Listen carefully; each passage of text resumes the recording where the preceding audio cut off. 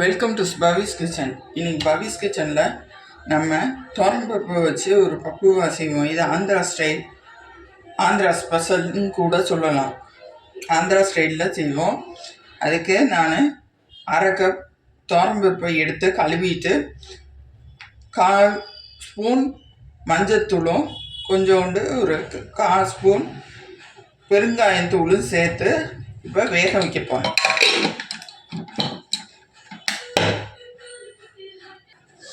Pressure போட்டுருவோம். 10 நிமிஷம் ஆகுது.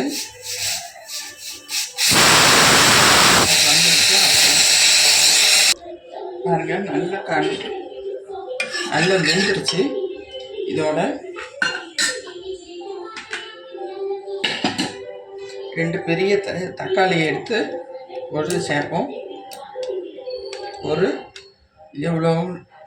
ஒரு முழு நெல்லிக்காய் அளவுக்கு ஒரு புளி,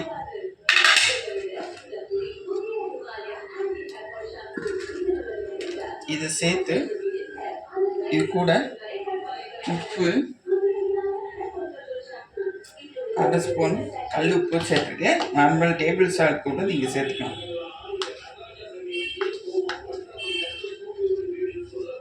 ஒரு காரத்துக்கு தக்கபடியான வரமிளகாத்தூள், இதை நல்லா கிண்டி விட்டு திருப்பி ஒரு 5 நிமிஷம் வச்சு எடுக்கும். தண்ணி ரொம்ப சேர்க்கணும்னு அவசியம் இல்லை, ஏன்னா தக்காளியை தண்ணி விடும்.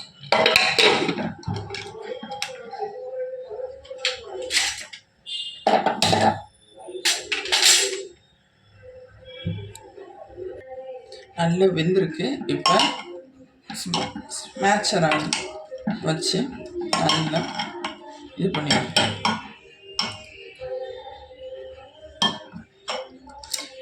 பசிக்க முடியலன்னா தண்ணியை எடுத்துட்டு கூட நீங்கள் இது பண்ணுங்க. மற்ற வச்சு இப்போ நல்லா கடைஞ்சிருச்சு. இதை தாளிச்சு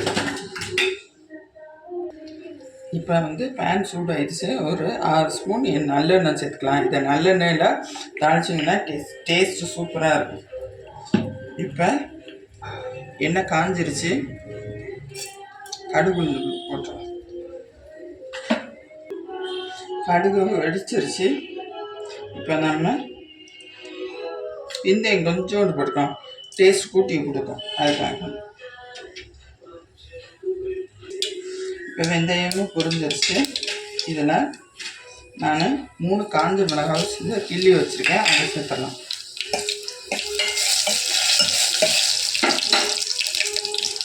சிம்லேயே போட்டுக்கோங்க.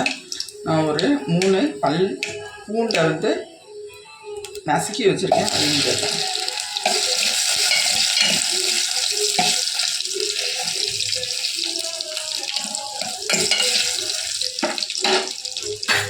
இப்போ நம்ம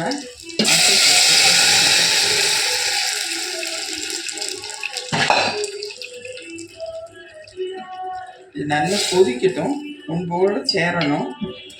அவ்வளோதான். அதுக்கு அடுத்து பக்குவா ரெடி.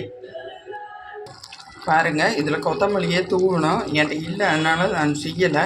தூவி இறக்குனீங்கன்னா வாசனை சூப்பராக இருக்கும், டேஸ்ட்டும் பிரமாதமாக இருக்கும். பக்குவா ரெடி.